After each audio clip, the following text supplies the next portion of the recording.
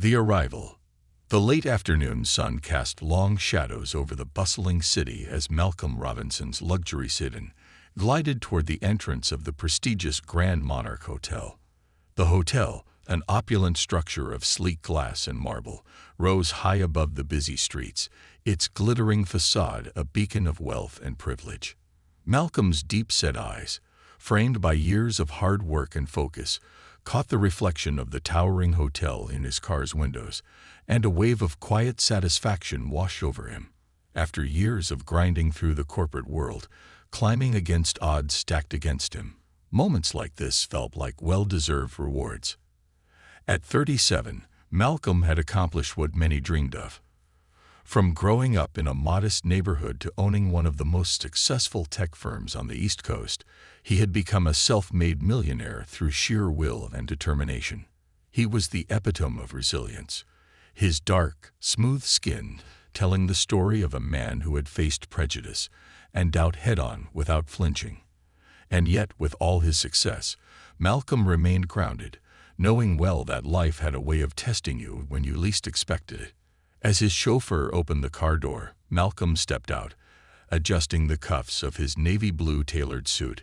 He took a deep breath, appreciating the crisp autumn air before walking toward the grand entrance. The marble floors and golden chandeliers inside the lobby gleamed under the fading light, radiating elegance and wealth.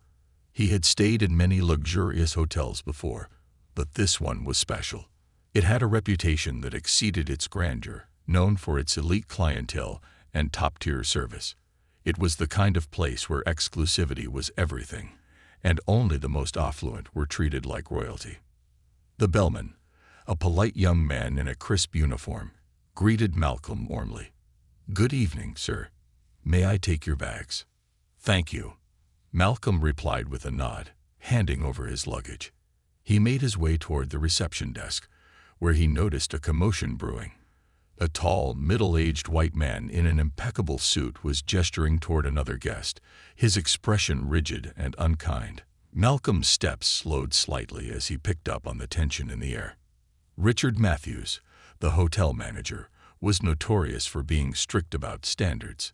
He had an almost obsessive need to control the image of the Grand Monarch, ensuring that only those who met his unspoken criteria were treated with respect. Richard was a man with old-fashioned views that often leaned toward prejudice. He had a way of deciding who belonged and who didn't with a simple glance. Unfortunately, the guest he was speaking to now seemed to be on the receiving end of his arrogance. Ignoring the incident for the moment, Malcolm approached the counter. "Good evening. I have a reservation under Malcolm Robinson," he said calmly, pulling out his ID. The receptionist, a young woman with a nervous smile, glanced over at Richard before turning back to Malcolm. Her fingers hesitated as they hovered over the keyboard, and Malcolm could feel the slight tension that filled the space between them. Richard, now finished with his previous confrontation, strode over to the counter, his sharp gaze landing on Malcolm, like a hawk eyeing its prey. "May I help you?" Richard asked, his tone clipped and cold. Malcolm met his gaze without flinching, maintaining the calm demeanor he was known for in business meetings. "I have a reservation," he repeated, showing his ID again. Richard's eyes flicked down to the ID, his face unreadable for a moment, before the slightest sneer tugged at the corner of his mouth. "Malcolm Robinson," he said slowly, as if tasting the name, his eyes narrowing.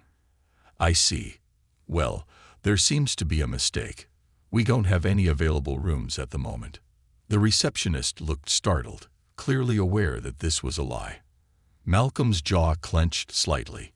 He had reserved the presidential suite weeks in advance and had confirmation of his booking.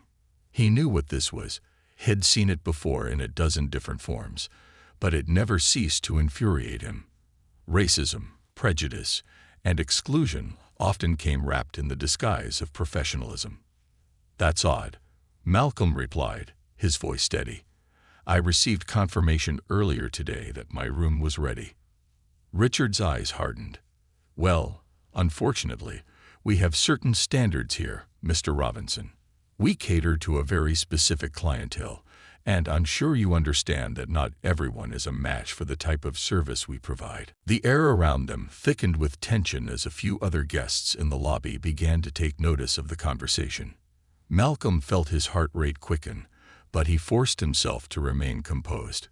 He had dealt with people like Richard before, small men in positions of authority, who used their power to belittle others, hiding their prejudice behind a veneer of professionalism. Malcolm knew that reacting in anger would only reinforce whatever stereotype Richard had in his mind. He took a deep breath, exhaling slowly before responding. "I see," Malcolm said, his voice unwavering. "It's interesting, though, because I've stayed at hotels like this many times, and I've never had an issue before." Richard crossed his arms, clearly unbothered. "Perhaps other establishments have different policies, but here at the Grand Monarch, we maintain a certain image. And unfortunately, I don't believe you quite fit it." Malcolm's mind raced. The humiliation stung, but more than that, it was the blatant disrespect that fueled his frustration. He had every right to be here, to enjoy the same luxuries as anyone else. But he also knew that confronting Richard in this moment wouldn't change anything. Richard was counting on Malcolm to get angry, to cause a scene that would give him justification for his treatment. And Malcolm wasn't about to give him that satisfaction. Instead, Malcolm offered a small, calm smile. "I appreciate your input, Richard. I think I'll take this matter up with the hotel's board. I'm sure they'd love to hear about their manager's selective standards." The mention of the board seemed to catch Richard off guard for a moment, but he quickly masked it with an icy glare. "You do what you feel is necessary, Mr. Robinson," he said dismissively. "Now, if you'll excuse me, I have other guests to attend to." As Malcolm walked away from the counter, the weight of what had just happened settled in. He had faced racism before, but this time felt different. The public setting, the silent onlookers who watched without intervening, it all added to the sting of the encounter. But instead of anger, Malcolm felt something else building inside him. This wasn't over, not by a long shot. Quiet resistance. Malcolm strode through the opulent lobby, his mind racing yet his face betraying none of the storm brewing within. As he passed the marble pillars and the glittering chandeliers that hung like crowns over the heads of the elite guests, the weight of Richard's insult clung to him. Despite the finely tailored suit and polished shoes that gleamed under the soft lighting, Malcolm felt the invisible burden of being an outsider, someone deemed unworthy simply because of the color of his skin. The murmurs of conversation around him seemed to fade as he moved through the grand halls. Even though no one had said a word directly to him, Malcolm knew that eyes had been watching. They always watched when a black man in a place like this was put in his place. Richard had wanted that moment to humiliate him, to make him feel small, to signal to everyone present that Malcolm didn't belong in the gilded halls of wealth and privilege. But Malcolm had dealt with worse in his lifetime. Growing up, he'd faced systemic prejudice in countless forms, from teachers who didn't believe in his potential to corporate bosses who questioned his abilities. Every slight, every barrier, had only made him stronger, sharpening his resolve to succeed despite the odds. This time would be no different. If Richard thought he could quietly push Malcolm out of the hotel without consequences, he was sorely mistaken. As he approached the hotel's grand staircase leading up to the private conference rooms, Malcolm took out his phone. He could still feel the sting of the encounter at the reception desk, but he refused to let it dictate his next move. Instead of reacting in anger, he knew he needed to be strategic.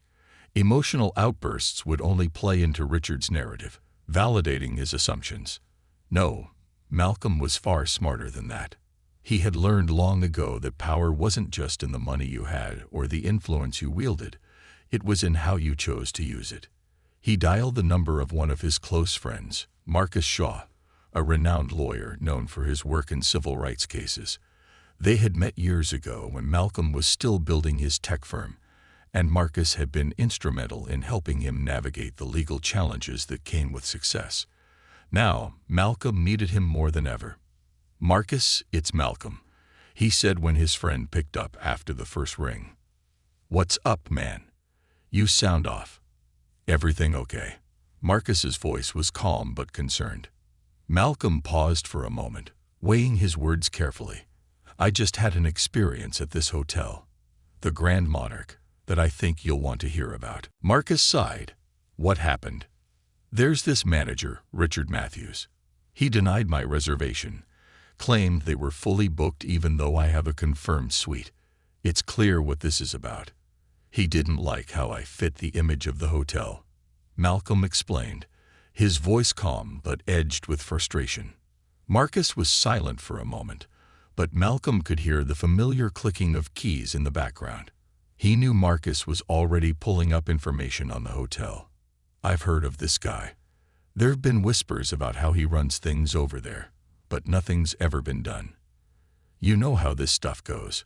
Subtle enough not to get caught, but blatant enough to send the message." "Exactly," Malcolm replied.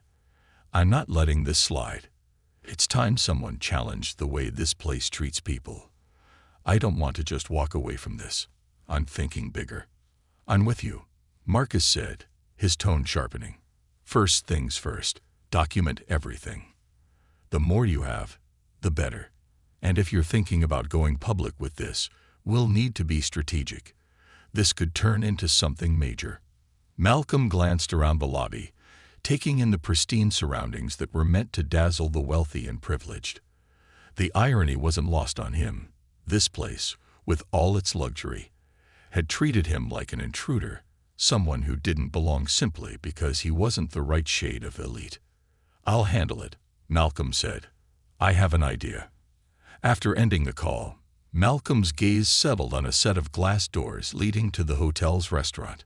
A high-end dining area was reserved for the wealthiest guests, but today it was more than just a place for a meal. It was where Malcolm intended to start the next phase of his quiet resistance.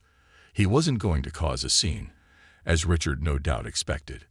Instead, he would calmly assert his right to be there, letting his very presence make the statement. If the hotel wanted to pretend he didn't exist, then Malcolm would make himself impossible to ignore. As he entered the restaurant, the maitre d' greeted him with the same practiced politeness he'd received when he first entered the hotel, unaware of the earlier encounter at the reception. Malcolm requested a table near the large floor-to-ceiling windows that overlooked the city, offering a stunning view of the skyline as the sun began to set. Seated at the corner table, Malcolm ordered a simple but elegant meal. As he waited, he began to draft an email. It wasn't to the hotel's board, at least not yet. No, Malcolm had a different strategy in mind. He had connections in high places, including some of the most powerful people in the media industry. If this hotel wanted to play with his dignity, he was going to take his story to a much broader audience. The pen, well, in this case, the keyboard, was truly mightier than any sword. His fingers moved swiftly as he typed a concise yet powerful summary of the encounter. He detailed Richard's discriminatory behavior, careful to avoid inflammatory language but firm in his stance. He wanted the facts to speak for themselves. Malcolm knew that if this went public, the hotel's reputation, built on the illusion of inclusivity and luxury, could be severely damaged. But this wasn't just about revenge. It was about exposing a deeper issue, one that black men and women faced daily, but was rarely acknowledged in spaces of wealth and influence. As Malcolm worked on the email, his food arrived, and he paused to enjoy the meal. The richness of the flavors didn't escape him, and he allowed himself a brief moment of indulgence, savoring the irony of enjoying a luxurious meal in the very establishment that had tried to exclude him. Midway through his meal, Malcolm noticed movement from the corner of his eye. Richard had entered the restaurant, his face tightening when he spotted Malcolm seated at one of the prime tables. Malcolm met his gaze briefly, offering a small, polite nod. Richard, clearly surprised that Malcolm was still in the hotel, turned away quickly, his jaw clenched in irritation. It was clear that Richard had expected Malcolm to leave after their encounter at the front desk. He had assumed Malcolm would take his insult quietly and disappear, another invisible casualty of prejudice. But Malcolm's quiet resistance, the simple act of staying, of continuing to exist in a space that had tried to push him out, was more powerful than any confrontation. Malcolm finished his meal in peace, occasionally glancing around the restaurant. He could feel the eyes of other patrons on him, the unspoken questions in their gazes, but he remained unbothered. His presence was his protest, and it was enough. After dinner, Malcolm returned to his suite, not just any room, but the one he had originally booked. Marcus had worked fast, making sure the hotel's senior management became aware of the situation. By the time Malcolm reached his room, the presidential suite had been prepared, and an apologetic concierge had brought up his luggage. But Malcolm knew this was only the beginning. The wheels were already in motion. Richard might have succeeded in humiliating him in front of others earlier, but the consequences of his actions were now far beyond his control. Malcolm stood by the window of his suite, overlooking the city lights below. He wasn't interested in revenge. This wasn't about getting back at Richard personally. It was about challenging a system, a mentality that thrived on exclusion and inequality. His story would soon reach the ears of those who could change things, and Malcolm was ready to stand at the forefront of that change. The power of influence. The dawn broke over the city, casting soft golden rays across the towering skyline. From the expansive windows of the presidential suite, Malcolm watched as the sun painted the buildings with light, bringing the city to life. It was a new day, but the events of the previous evening still hung heavily in the air. He had not only stood his ground at the Grand Monarch Hotel, but he had also set something in motion, something that Richard, the hotel's manager, would never have anticipated. As Malcolm sipped his coffee, he scrolled through his emails. Overnight, several of his contacts in the media had responded. The story of a black man being humiliated at one of the city's most exclusive hotels by a prejudiced manager was something they were eager to cover. Discrimination in high-end spaces was not a new topic, but Malcolm's stature and influence brought a fresh lens to the issue. He wasn't just any guest. He was someone who had built an empire, a man whose voice carried weight in circles that often preferred to keep these stories quiet. One email, in particular, caught his attention. It was from a close friend, Lydia Morgan, a high-profile journalist who had built her career exposing corporate misconduct and institutional racism. Lydia wasn't just a writer. She was a force of nature who had the ability to turn a single story into a national conversation. She had been following Malcolm's career for years and had a deep respect for his accomplishments. Now, with the recent incident, she saw an opportunity to amplify Malcolm's story in a way that could spark real change. Malcolm opened the email and smiled as he read Lydia's words. "Malcolm, I've already started drafting the piece. This needs to go public, and I'm the one to tell your story. Let's not make this just about you. Let's shine a light on how deep this goes in the world of luxury and exclusivity. I'm sending a photographer to get some shots of the hotel today. We'll make sure the world knows exactly what kind of standards they're trying to uphold. Let's talk soon." He sat back in his chair, feeling a quiet sense of vindication. It wasn't that he sought revenge against Richard, but this moment was bigger than just one slight. It was about exposing a mindset that permeated spaces like the Grand Monarch Hotel, a mindset that quietly segregated those who didn't fit the mold of respectability in the eyes of people like Richard. Malcolm had faced this for most of his life, but now he had the means to confront it head-on. As he looked out over the city, he thought about the many others who had experienced what he had but lacked the platform or power to fight back. This was for them, too. This was for the countless individuals who were turned away, overlooked, and disrespected simply because they didn't look like they belonged in certain spaces. Malcolm wasn't just representing himself, he was standing up for all of them. Meanwhile, downstairs in the hotel, Richard Matthews was already feeling the tension of the day. The moment he had spotted Malcolm seated in the restaurant the previous night, he had known something was off. He had expected Malcolm to leave after being denied a room, expected him to take the hint, quietly slink away, and not make a fuss. But when Malcolm had stayed, dined in the restaurant, and then checked into the presidential suite, Richard realized he might have underestimated his guest. Richard's mistake had been treating Malcolm like just another black man he could intimidate into submission. He didn't know Malcolm's background, didn't know the extent of his influence, and certainly didn't anticipate what was coming. This morning, Richard had received an email from senior management asking for an urgent meeting. His heart raced as he scanned the message, his mind immediately jumping to the encounter at the front desk. Could it be that Malcolm had already contacted them? Richard had dealt with complaints before, but this felt different. There was an air of panic in the tone of the email, and Richard knew that this wasn't going to be just another slap on the wrist. As Richard made his way to the executive offices, he couldn't shake the gnawing sense of unease.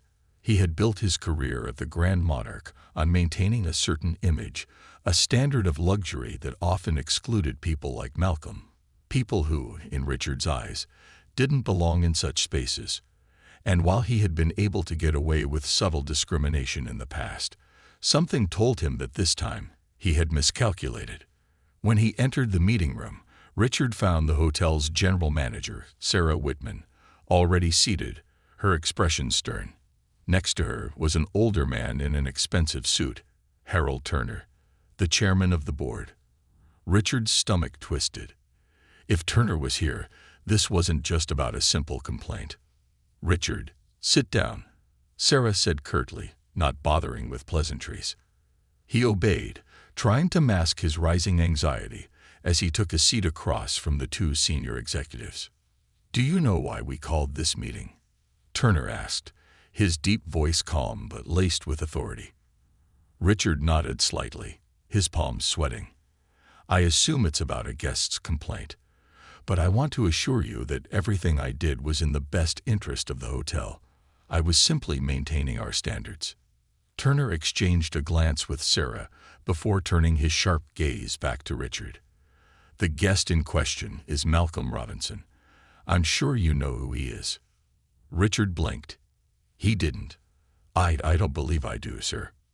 Turner's eyes narrowed. "Malcolm Robinson is the CEO of one of the fastest-growing tech companies in the country.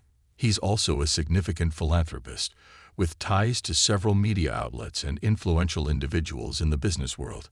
You insulted a man who has the ear of people far more powerful than you can imagine." Richard's heart sank.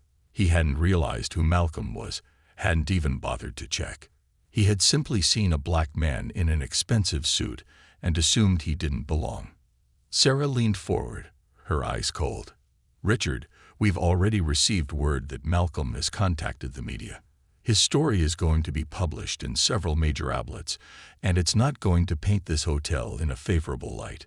Your actions have put the Grand Monarch at the center of a scandal we can't afford." Richard's mind raced, his mouth suddenly dry. I didn't mean for any of this to happen. I was just..." Turner cut him off with a raised hand. "Enough. You've put this hotel in a very precarious position. This isn't just about one man's experience. It's about the reputation of this institution. We cannot be seen as a place that condones discrimination, and thanks to your actions, that's exactly the image we're projecting." The weight of Turner's words hit Richard like a tidal wave. His mind spiraled as he realized the full extent of the situation.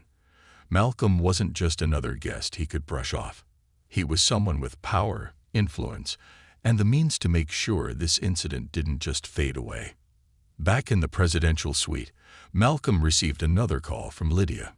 "It's going live today," she said, her voice crackling with excitement. "We're running the story in the morning edition, and it's going to get picked up by several other outlets. This isn't just a hotel issue. It's about systemic exclusion in luxury spaces. You're about to make a lot of noise, Malcolm." He smiled, feeling the weight of what was about to happen. "Good. It's time people saw what's really going on." Lydia paused for a moment before adding, "You know, this could go viral. Once people start talking about it, the conversation won't stop. Are you ready for that kind of attention?" Malcolm took a deep breath, gazing out at the city below. "I've been ready my whole life. Let's make sure it's not just noise. Let's make sure it leads to real change." As he ended the call, Malcolm felt a sense of quiet satisfaction. This wasn't just about him. It was about challenging the systems that upheld discrimination and exclusion, the ones that made people like Richard believe they could get away with it. He knew the battle was just beginning, but for the first time in a long while, he felt like he was fighting from a position of power. And this time, he wasn't fighting alone. The ripple effect.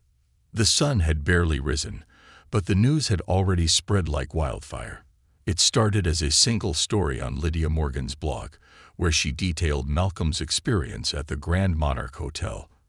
Her article was written with precision, focusing not only on the incident, but also on the broader issue of exclusion in elite spaces. With her reputation as a journalist and the weight of Malcolm's name, the story quickly gained traction. By mid-morning, it had been shared across social media, and major news outlets began picking it up. The headline was simple yet powerful. Tech CEO humiliated by racist manager at luxury hotel. A first-hand account of discrimination in high-end spaces. Malcolm's phone was buzzing nonstop. Friends, colleagues, and even people he hadn't spoken to in years were reaching out, offering their support or expressing outrage.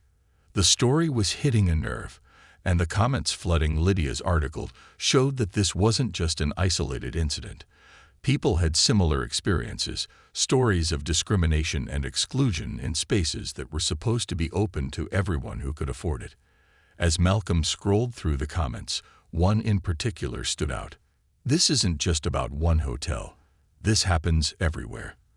I've been turned away from luxury restaurants and boutiques because of my skin color, even though I had the money to spend. It's about time someone with a platform spoke up." He could feel the weight of responsibility growing. This was no longer just his story. It was the story of countless others who had faced similar treatment, but didn't have the platform to make their voices heard. Malcolm knew that his next move would be crucial. Back at the Grand Monarch Hotel, chaos was brewing. By mid-morning, Richard Matthews was bombarded with calls and emails. His social media was flooded with angry messages, and he had received several threats. The story had hit the mainstream, and people were not holding back in their condemnation of both the hotel and him personally. The online backlash was swift and brutal. In the hotel's executive office, an emergency meeting was in full swing. Senior management, including Sarah Whitman and Harold Turner, sat around a large table, reviewing the damage control strategy they had hastily put together. "This is an absolute disaster," Sarah muttered, scrolling through her tablet. "We've already lost several high-profile bookings, and our reputation is being dragged through the mud. If we don't get ahead of this, it could destroy the hotel." Harold Turner leaned forward, his expression grim. "We need a public apology, and we need it now. Richard, you'll have to issue a personal statement. There's no way around it. We can't afford to stay silent." Richard, sitting at the end of the table, felt his stomach churn. He had been humiliated before, but this was different. His entire career was on the line, and the public outcry was only growing louder. He nodded reluctantly. "I'll write something up." "Not just something," Harold snapped. "It has to be sincere. We need to show that the hotel is taking this seriously, and you need to take responsibility." Richard gritted his teeth. Taking responsibility for the situation was the last thing he wanted to do, but he knew he had no choice. The board wasn't going to let him slide on this one. He could feel his future slipping through his fingers, and there was nothing he could do to stop it. As the hours passed, the story continued to snowball. News outlets were now running segments on Malcolm's experience, and Lydia's article had been shared thousands of times. On social media, the hashtag boycott Grand Monarch was trending, with people from all walks of life calling for action against the hotel. Celebrities and influencers added their voices to the conversation, amplifying the outrage. By the afternoon, Malcolm's story was on every major news channel. Talk shows were discussing it, and radio hosts were debating the broader issue of discrimination in high-end spaces. It was no longer just about one hotel or one incident. It had become a national conversation about race, privilege, and the silent barriers that still existed in certain social circles. Malcolm had spent the day fielding calls from reporters, friends, and fellow business leaders. But what struck him most was the outpouring of support from strangers. His inbox was filled with messages from people who shared their own stories of discrimination, people who had experienced what he had but hadn't had the power to fight back. One message, in particular, stood out. It was from a young black woman named Hasha, who had recently been turned away from a luxury clothing store, even though she had the money to buy whatever she wanted. "I've always felt like I didn't belong in spaces like that," she wrote. "But seeing you stand up for yourself is giving me hope. Maybe one day, people like me won't have to fight just to be seen as equal." Malcolm read the message several times, feeling the deep sense of responsibility. This was about more than just his pride. It was about changing the system that had long kept people of color out of certain spaces. He knew he couldn't stop now. By late afternoon, the Grand Monarch Hotel had released a statement. It was a carefully crafted apology, with Richard's name attached to it. In the statement, Richard expressed regret for the unfortunate incident and assured the public that the hotel was committed to diversity and inclusion. He also announced that the hotel would be conducting sensitivity training for all staff members to prevent similar incidents from happening in the future. But the statement did little to quell the outrage. On social media, people mocked the apology, calling it insincere and hollow. The damage had already been done, and no amount of carefully worded statements could undo it. Lydia's article continued to gain traction, and Malcolm's name was now associated with a larger movement for change. People weren't just talking about his story. They were sharing their own experiences, and it was clear that this was not an isolated incident. That evening, as Malcolm sat in his office, he received a call from a familiar number. It was Harold Turner, the chairman of the Grand Monarch Hotel's board. "Malcolm," Harold began, his voice heavy with the weight of the situation. "I wanted to reach out personally. I know an apology won't fix what happened, but I want you to know that we're taking this very seriously." Malcolm listened silently, his mind racing. He knew Harold was only calling because the hotel's reputation was on the line, but he also recognized an opportunity. "I appreciate the call, Harold," Malcolm replied after a moment. "But an apology isn't enough. This isn't just about one incident. It's about the culture that allows people like Richard to feel comfortable treating others like second-class citizens. If you're serious about change, then you'll need to do more than issue statements." There was a pause on the other end of the line, and Malcolm could almost hear the gears turning in Harold's mind. "What do you propose?" Harold asked cautiously. Malcolm leaned back in his chair, considering his next words carefully. He had the upper hand now, and he intended to use it to push for real change, not just at the Grand Monarch, but in the industry as a whole. For starters, Malcolm said, "I want a public commitment to diversity from the hotel. I want to see real action, hiring practices that reflect the diversity of the city, partnerships with minority-owned businesses, and ongoing education for your staff. This can't just be a one-time thing. It has to be a long-term commitment." Harold didn't respond immediately, and Malcolm knew he had hit a nerve. But after a few moments, the chairman finally spoke. "I'll bring it to the board," Harold said, "but I can't make any promises." Malcolm smiled slightly. "I'm not asking for promises. I'm asking for results." As the call ended, Malcolm felt a renewed sense of purpose. This wasn't just about revenge or making a point. It was about using his influence to create lasting change in a world that still clung to outdated notions of privilege and exclusion. He knew the battle wasn't over, far from it. But for the first time in a long while, Malcolm felt like he was fighting on the right side of history. Redemption or ruin. The storm that had erupted in the aftermath of Malcolm's incident at the Grand Monarch Hotel showed no signs of slowing down. By the next morning, the world was watching as the hotel's reputation took a nosedive. The hashtag boycott Grand Monarch was not just trending on social media. It had become a full-fledged movement, with influential figures calling out not just the hotel, but the entire hospitality industry for its exclusionary practices. In the days following the public apology, Malcolm's phone hadn't stopped ringing. His face was on the front pages of national newspapers, and talk shows were eager to have him as a guest. Everyone wanted to hear from the man who had dared to challenge one of the most prestigious establishments in the country. But Malcolm wasn't interested in fame. He wanted change. Back in the executive offices of the Grand Monarch, things were unraveling quickly. The boardroom was tense as Harold Turner stood at the head of the table, reviewing the latest damage control reports. Sarah Whitman sat to his right, visibly stressed, her usual calm demeanor shaken by the fallout.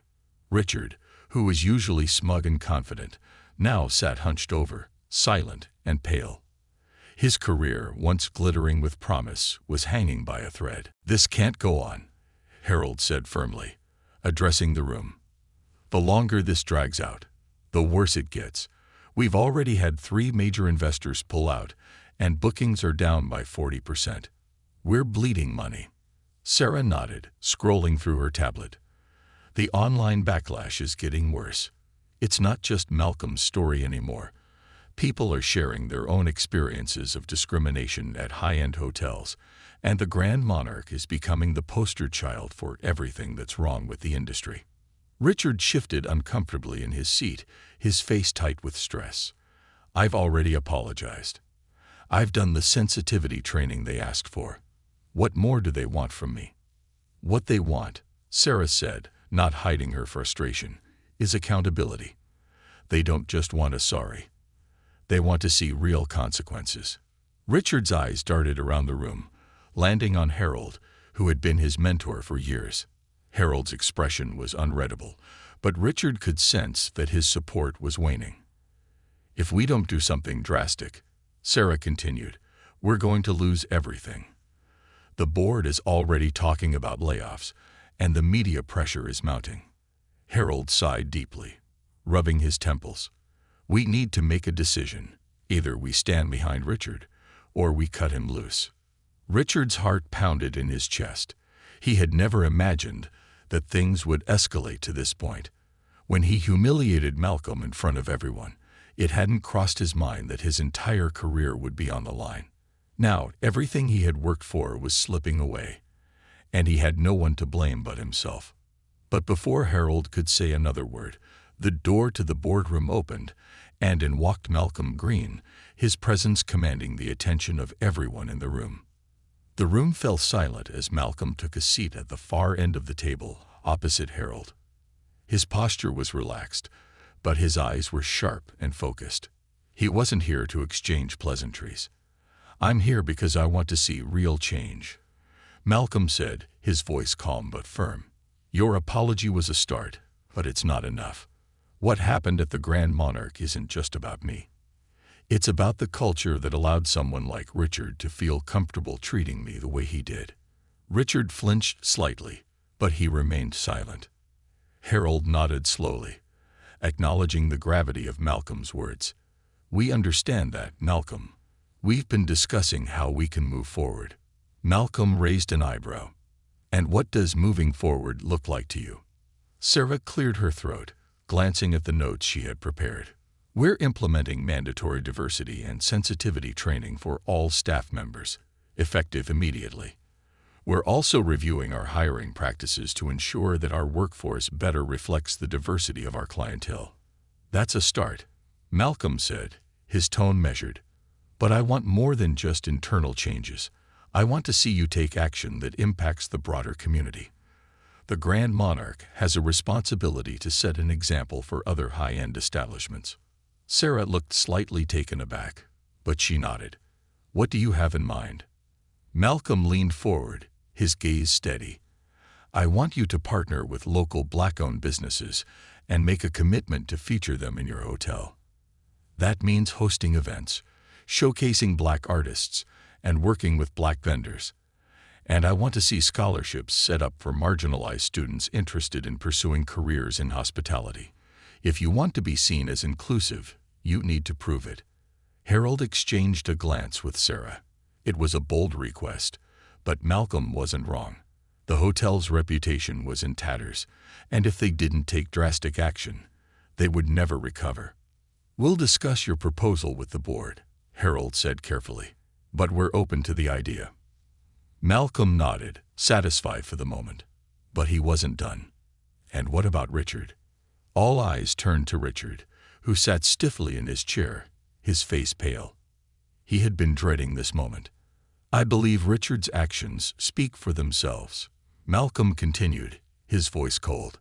"He represents everything that's wrong with this industry. Keeping him on staffs sends a message that what he did was acceptable, and that's not something I'm willing to let slide." Richard's heart sank. He knew what was coming, but it didn't make it any easier. Harold sighed heavily, glancing at Richard with a look that was both apologetic and resigned. "We've made a decision regarding Richard's future at the hotel. He'll be stepping down, effective immediately." Richard felt the room close in around him. This was it, the end of everything he had built. He had spent years climbing the ranks, only to see it all fall apart because of one moment of arrogance. He stood abruptly, unable to face the humiliation any longer, and left the room without another word. As the door closed behind him, Malcolm felt a strange sense of satisfaction. It wasn't about revenge. It was about justice. Richard had abused his power, and now he was facing the consequences. The fallout from Richard's departure was immediate. The media latched onto the story, and the Grand Monarch's decision to part ways with him was seen as a major victory for those calling for accountability. The hotel's management, now under immense public scrutiny, made it clear that they were committed to Malcolm's vision for change. Within weeks, the Grand Monarch announced a series of new initiatives aimed at promoting diversity and inclusion. They partnered with several local Black-owned businesses, hosted an art exhibition featuring Black artists, and set up a scholarship fund for students from underrepresented communities who wanted to pursue careers in hospitality. The hotel's rebranding efforts were met with cautious optimism. Some people were skeptical, viewing the changes as little more than damage control, but others saw it as a step in the right direction. The Grand Monarch wasn't perfect, but it was trying. Meanwhile, Malcolm's story continued to inspire others. He had become a symbol of resistance against the silent barriers that kept people of color out of certain spaces. His inbox was filled with messages from people who had faced similar discrimination, but had never had the platform to speak out. One message, in particular, caught his eye.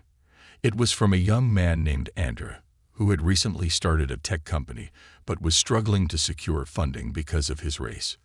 "You've shown me that it's possible to break through the barriers, no matter how high they seem," Andrew wrote. "Thank you for standing up for all of us." Malcolm smiled as he read the message. He had started this journey because of one man's arrogance, but it had grown into something so much bigger. It wasn't just about him. It was about all the people who had been excluded, dismissed, and silenced. As Malcolm sat back in his chair, reflecting on everything that had happened, he knew that the fight wasn't over. There were still battles to be fought, still systems to dismantle. But for now, he allowed himself a moment of peace, knowing that he had made a difference. The road to justice was long, but Malcolm was ready for the journey. Legacy of change. The world outside Malcolm's office window buzzed with life, but inside, the atmosphere was one of quiet reflection. The weeks since his confrontation with the Grand Monarch Hotel had been a whirlwind of media attention, meetings, and discussions about systemic change. But for Malcolm, it wasn't about the temporary spotlight. It was about what came next. Sitting at his desk, he pulled up the blueprint for a new initiative he'd been working on, a nonprofit organization aimed at creating more inclusive opportunities in the hospitality and service industries. The idea had been inspired by his experiences and the outpouring of support and stories from others who had faced similar prejudices. He called it Bridge the Divide. As Malcolm reviewed the documents, his assistant, Nadia, entered the room with a knock. "Mr. Green, the press conference is in an hour," she said, setting a folder on his desk. Malcolm looked up and smiled. "Thanks, Nadia. Everything's set for today." She nodded. "We've confirmed attendance from the local media. a few national outlets, and some major influencers in the industry. It's going to be a packed event. Good, he said, feeling the weight of the moment settle on his shoulders. Today wasn't just about him. It was about giving a voice to all the people who had been marginalized and left out of conversations about equality and fairness. He stood and adjusted the sleeves of his navy blue suit, a modest but sharp look. He no longer needed to prove himself through outward appearances. His strength came from the legacy he was building. The press conference was held in one of the community centers Malcolm had chosen to partner with as part of Bridge the Divide's outreach program. The room was filled with reporters, industry leaders, and community members who had followed his journey closely. The energy in the space was electric, but also tinged with anticipation. People knew this was more than a corporate move. This was personal for Malcolm and everyone he represented. As he stepped up to the podium, the cameras clicked, and murmurs of excitement filled the room. He glanced at the faces before him, many of whom had been touched by his story. Malcolm's eyes briefly locked with a young woman sitting in the front row, her expression one of admiration. He recognized her from one of the letters he had received. A single mother who had been denied a job at a high-end restaurant because of her appearance. She had written to him, sharing how his stand had inspired her to keep fighting. He cleared his throat and began. "Good afternoon, everyone. Thank you for being here today. I stand before you not as a man who won a battle against a luxury hotel, but as someone who had the privilege of using my voice when many others couldn't. I'm here today to announce something far bigger than me or any single incident. Today marks the beginning of a movement toward true inclusion in the hospitality and service industries." A murmur of agreement spread through the crowd as Malcolm continued. "We've heard countless stories of people who have been turned away, disrespected, or treated unfairly because of the color of their skin, their gender, or their background. These stories are not isolated incidents. They're part of a broader system that has failed to evolve with the times. It's time for that to change." He took a deep breath, the weight of his words heavy but necessary. "Today, I'm proud to launch Bridge the Divide, a nonprofit organization that will work to provide resources, mentorship, and opportunities for underrepresented communities in the hospitality industry. Through partnerships with local businesses, hotels, and restaurants, we will create spaces where everyone is welcome and where diversity is celebrated, not just tolerated." The room broke into applause, but Malcolm wasn't finished. "But this is not just a feel-good initiative. We're committed to concrete actions. We'll be working with hotel chains, restaurants, and other service-oriented businesses to implement policies that ensure fair hiring practices, promote diverse leadership, and offer training programs that challenge the biases that have kept so many talented individuals from advancing in their careers." As the applause swelled again, Malcolm felt a sense of validation. This was what he had been working toward, not just for himself, but for the young black men and women who were told they didn't belong, for the immigrants who were overlooked, and for the people who never had a chance to be seen for their true worth. The conference ended on a high note, but Malcolm knew that the real work was only just beginning. He spent the next few days finalizing the organization's launch, meeting with business leaders, and ensuring that the initiative had the support it needed to succeed.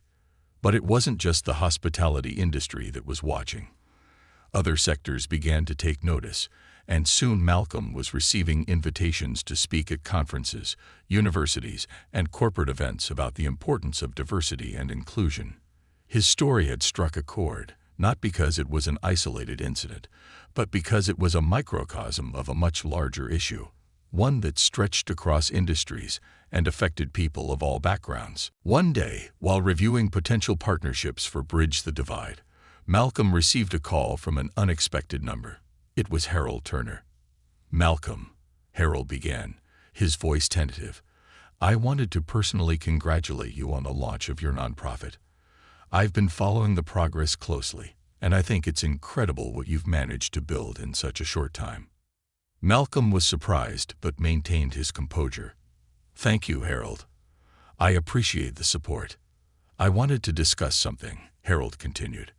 "I've been thinking a lot about the Grand Monarch and the changes we need to make to repair the damage that was done.